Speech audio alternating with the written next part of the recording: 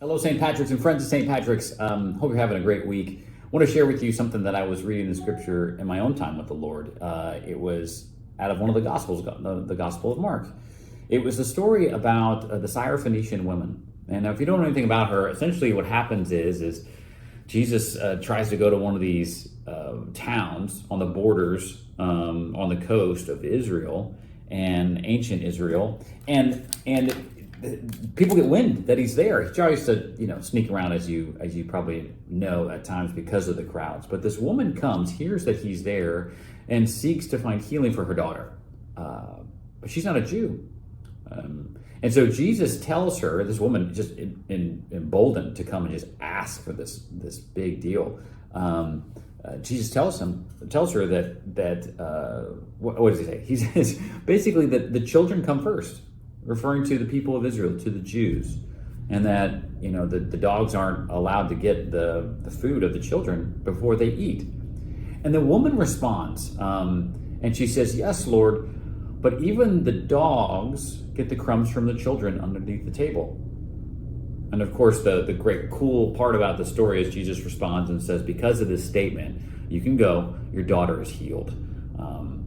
It's an amazing thing, but I find it troubling in one sense, because it's easy to find and to take affront or offense at Jesus' response. It's almost like, is he calling her a dog?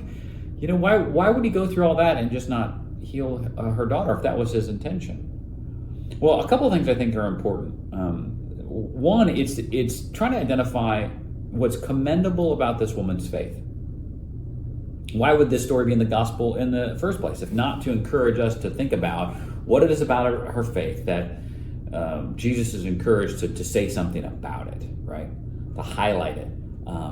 It's rife and full of humility. At no point does this woman take offense at what Jesus says, but instead, takes the illustration or metaphor that Jesus uses and says, "Yeah, but there's got to be something for me and for my daughter." Her faith is rooted in the fact that Jesus' goodness extends to anyone and everyone. But the other thing that I think is really important is not only does she show some humble faith, but she even agrees with him. She says, "Yes, Lord." And that's the thing that's, for me, is striking. It makes me think, I want to have a faith like that is content even to being a dog in the dining room of God's kingdom, that I would be happy in that place, that the Lord would just allow me.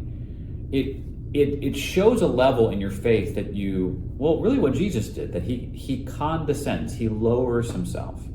And that's what Jesus does anyway, right? I mean, at no point do we look at this Jesus character here in the Gospels and think, well, that was pretty offensive, because we know who Jesus is.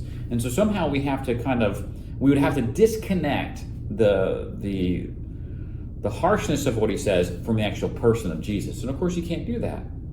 The same person who's saying, well, we don't give the food to the dogs, is the same person who condescended. The same person who went from the throne room of heaven down to earth just for us. The same person who put aside and laid aside his crown as the Son of God, and yet suffered through the passion, the flogging and the trial, and finally the suffering and death of himself for us.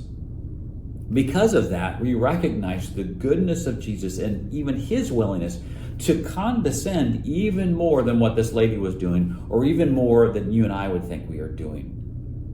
The idea that we might be content or happy as just being a dog in the dining room of God's kingdom is nothing compared to what Christ has done for us. Just something I want to chew on, to check myself when I think about my faith in God. Am I being prideful?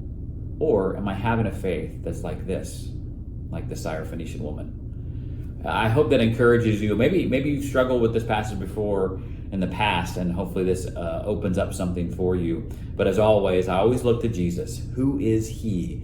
And that clears up anything for me.